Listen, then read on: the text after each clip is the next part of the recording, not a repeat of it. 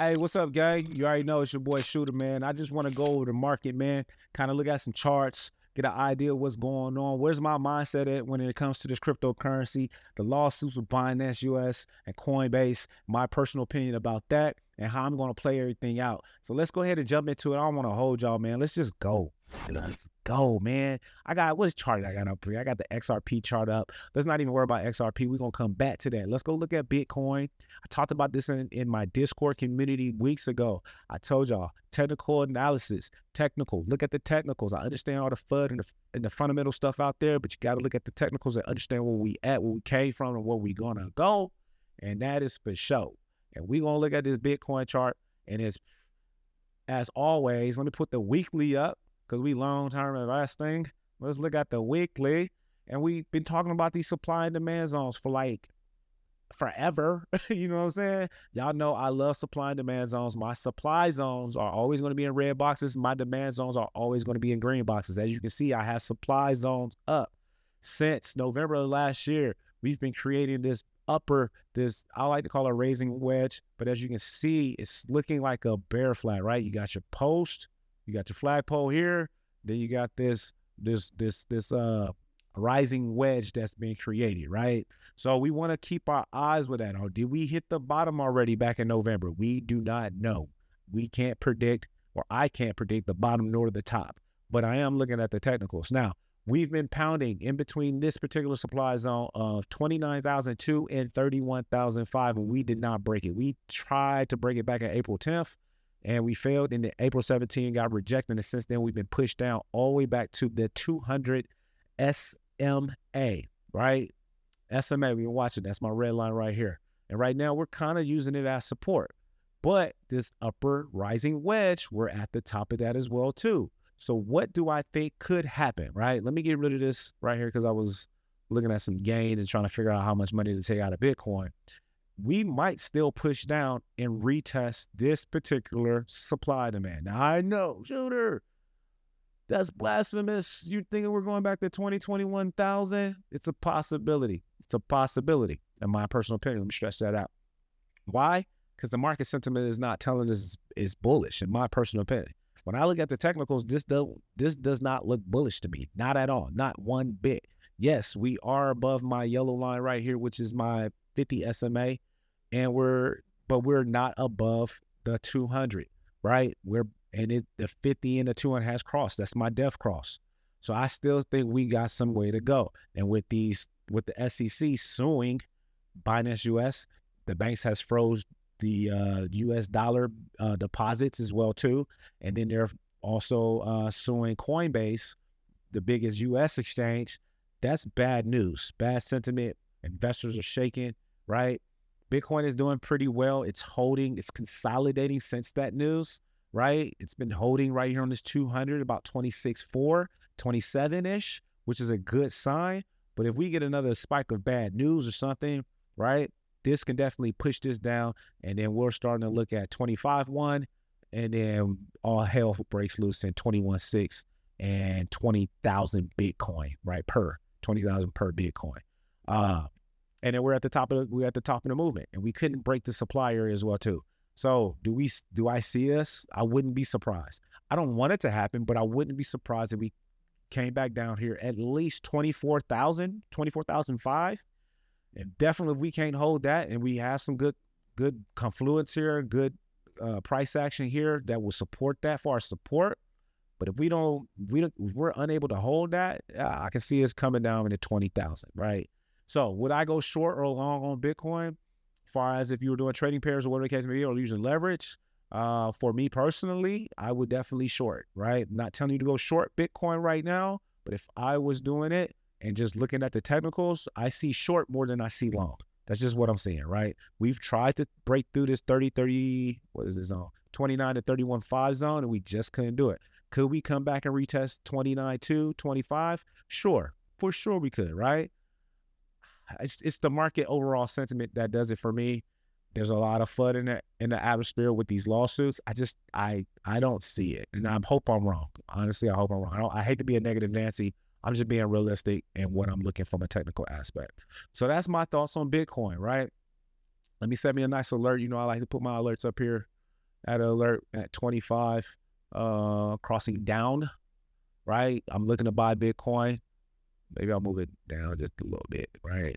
Looking at what is this now? 24.9, and then definitely be looking at Bitcoin at the beginning of the zone. That it's not gonna let me do it right there.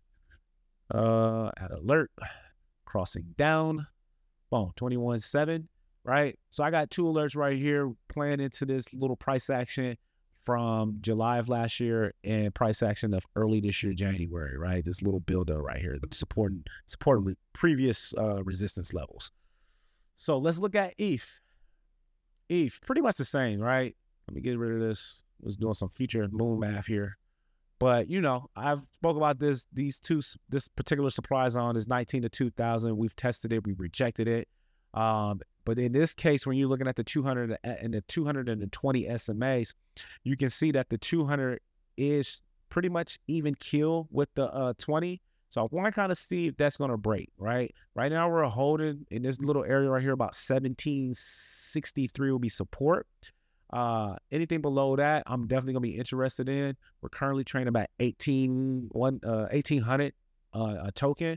So once we hit that 17.5, I'm definitely interested into Ethereum. But we also have support here at 1400 a token, and then all hell breaks loose. Our demand zone, our previous demand zone here in green, 1,000 to 1,200 a Ethereum coin is what I'm gonna be looking for. So right now, I mean, you can kind of see that it's been chugging along. It's been trading sideways, crab walking right now, consolidating. Happy to see it. We're holding it. But until we break this 2,000 supply, I'm not bullish. I'm not. I can't be bullish. I just see a lot of sideways trading. This year, I told my Discord and my social media peeps that it's going to be a lot of sideways trading this year. In my personal opinion, we've already sold out off of 90% in the bear market. So I just see it's pretty much just trading sideways, playing with our emotions, playing with our psyche, right? Thinking that we're about to pop out the bear market into a bull market. It's going to be a lot of that for the rest of the year. You just got to be mentally prepared for it. If we start passing these supply zones, especially this one at 2,000, 1,900 to 2,000, I'm interested, but to be perfectly honest, like I'm not super excited until we get past this particular supply zone right here. I'll draw it out for y'all, right?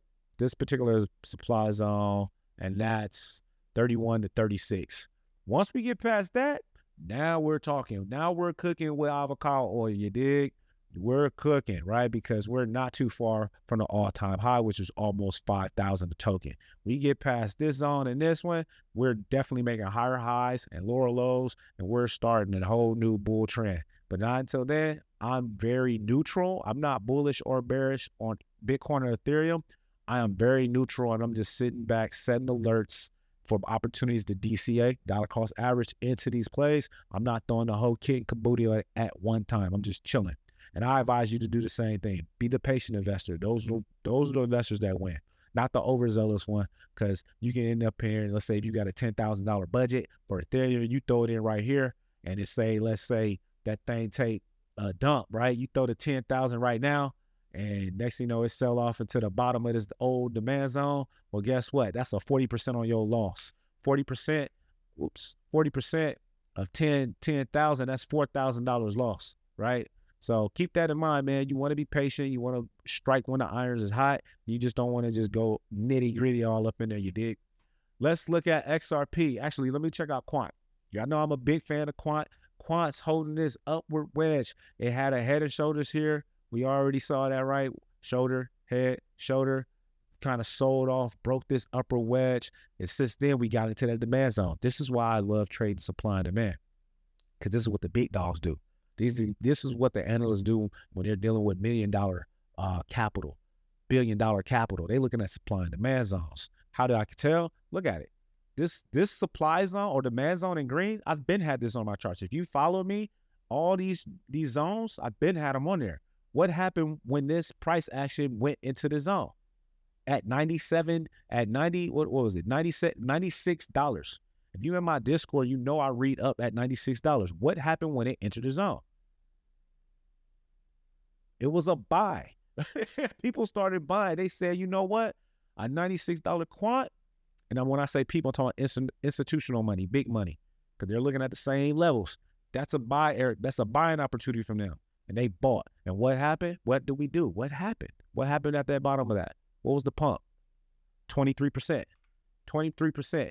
23% pump. You probably like, shooter, that's not a lot of money. Well, if you had $10,000 at quant at $96 at 23% pump, that's a $2,300 play on your money. Now imagine you had $1 million. That's $230,000 on your return, and so on and so on. So that is a lot of money to somebody if you got bigger capital, right? 23% is never bad. That's a never bad. Like I always tell y'all, always look at the percentages of the dollar amount. 23% of your money, that's a beautiful gain.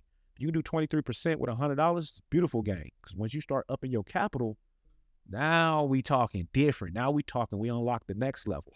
So to see that 23% in that 96 demand zone, I'm still confident. Now we are outside that upper wedge, right? We might use that as resistance with once with support. If we start breaking back in there and getting in that, that's a possibility. How do I know? Because as you can see here, we thought we was about to be on a big rally, which it wasn't a bad rally, right? Within the wedge up to here, that's about 165% return on your money, but we got faked out, right? Dead count bounce right back into the pattern. So that could be what we see here, right? We came outside the pattern, right? We might push back in there and start trading in this pattern, right? We still have this big supply zone here, right? The big supply zone, 162 to $195. I'm going to keep my eyes on. So that's quant. I'm happy with quant. Quant chart looks healthy to me. It looks healthy. I'm not worried about quant chart. Let's look at XRP. XRP trading at 52 cents. As you can see, upper wedge. What are we doing? We trading in the wedge, trading in the wedge. If you can't really make it out, sorry, I got my alerts here. I don't want to delete them. But we've been trading in this wedge, trading up. And now look what we have here. We got a supply zone. What is that supply zone? 51 cent to 54 cent. Well, we hit it, the top of it, right? Big demand, sold in, could not break the previous demand supply zone back in April. But I love the fact that we retested it. That's a positive thing. We retested a previous supply zone. Even though we didn't break it on the first 2 weeks, that's perfectly fine, right? We might push, right? We might push a little higher. I got us looking at an alert here about 58 cents. And that just to let me know if we're pumping or not, right? With this whole SEC case, we don't know when it's going to end. You hear a lot of information on the internet on when it's going to end. I'll take that as a grain of salt. Until you see Ripple or a big announcement from one of the big news outlets saying the outcome of that, take everything that you read with a grain of salt. Nobody knows, right? Everyone's speculating. Everyone's trying to be first. Do your own research when it comes to that and just wait for the announcement. If you like XRP, if you believe in the XRP, do not let those people make you force buy into that. If you want to buy into it, buy into it. It's your money. You do what you want to do. But looking from a chart, I love it. Healthy. Boom. These are higher highs and higher lows. What I mean by there, here's your low, your starting point.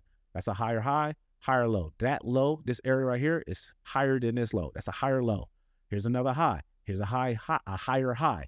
This high is higher than this high. It's a higher high. Here's a higher low. This low is higher than this low. We're waiting to see if we're going to get higher than 58 cents. That's why I got an alert there. So I want to see if we continue to make higher highs and higher lows. If we continue that trend, that's a good trend. Next, I'm starting to look over here close to this particular supply zone, right? But I don't want to get too excited, but this is the next supply zone, right? We can break through here, right? We have a couple of resistance level, but they're not strong enough. But this is the big dog. This is the one that sent XRP on a downward spiral during the bear market. So this particular supply zone is what I'm watching up next. If we continue to make higher highs and lower highs, we'll see. We'll see. So yeah. Now, what am I with all the news that's came out in regards to Coinbase, Binance? I'm going to continue to buy crypto. And if you know, I don't hold any crypto on any exchange. And if I do, it's a very small amount that I'm willing to lose if any of the exchanges shut down. I keep my crypto on a ledger. I still rock with ledger. I'm not going to just jump out the window just because everybody on Twitter is jumping out the window. Just don't buy the monthly subscription. I'm keeping my funds on a ledger. I also use the Exodus wallet as well too. I've been talking about that a lot. That's my hot wallet, so I can get a little. If I need to take a little Bitcoin profit, boom, I can get there. A little ETH profit, boom. I'm also doing my 10x challenge with that wallet as well too. So if you're in the Discord, you already know how we rocking with the Exodus wallets for sure. But for me, I'm dollar cost averaging. Any red day, any red week, I see a buying opportunity, I'm buying more coins. I am not getting tricked off the street, because this is what happens. Think about it. This is what happens in all markets. I come from stock market. I see these headlines all the time. I see these lawsuits all the time. The same thing goes for crypto. I started in the crypto market before stocks. It's the same type of FUD regardless. So I'm not going to get tricked out of my bag from these institutional people that's, you know, paying off these news outlets that they own. That's a whole nother conversation, right? I'm going to be dollar cost averaging. I'm buying more ISO 222 compliant projects, XRP, XLM. I'm also buying ADA, who was mentioned in the lawsuit as well too. I'm buying more ADA. I'm buying more Quant. I'm buying more Render. Y'all know how I feel about Render. I need to do an update video on Render. I'm buying more Render for sure. ICP. I'm buying more ICP. What else am I buying? I'm buying more metaverse coins as well too. I just bought a nice size bag of Creek VR, who's partnered with Apple. Basically what I'm telling y'all, I'm still buying cryptocurrency. I have a setup plan already for Bitcoin and ETH, because a lot of people are talking about, with all these rules and regulations in the US, they're trying to get you to sell out of your altcoins. They're trying to kill all the altcoins, and that's fine, because I have nice size bags in ETH, which is altcoin, and Bitcoin. I'm buying more crypto, guys. All right, I'm buying more crypto AI projects and crypto. I'm just buying more crypto. I'm not gonna be scared about my bag, because I've seen the power of crypto since 2016. Now, what you do with your money, that's on you. I just want to give you my opinion, what I'm gonna do, and that's just it. I just want to provide y'all with that, man. Thank y'all for rocking with me, man. It's been a pleasure as always. Hope you learned anything, man. Let me know what y'all gonna do. Are y'all gonna get tricked? Are y'all scared about the lawsuits with Binance USA and Coinbase? Let me know in the chat, man. Let's have some healthy back and forth dialogue. Let's talk about some other projects, man. Let me know what y'all in. If I haven't talked about it in the channel, let me know so I can go do my research and talk about it. And let's just have convo, man, because during these times like this, they're trying to kill our vibe. We're not gonna let that happen. I'm definitely not letting that happen on this channel. We're gonna stay lit. We're gonna stay happy. We're gonna support each other. And we just gonna keep investing, man, because at the end of the day, our freedom matters. We know cryptocurrency is the way to our financial freedom, and we just gonna do what we want to do. You feel me? Hey, I'm Geek. I'll put y'all the long way. I love y'all, man. Peace. And I straight cuss.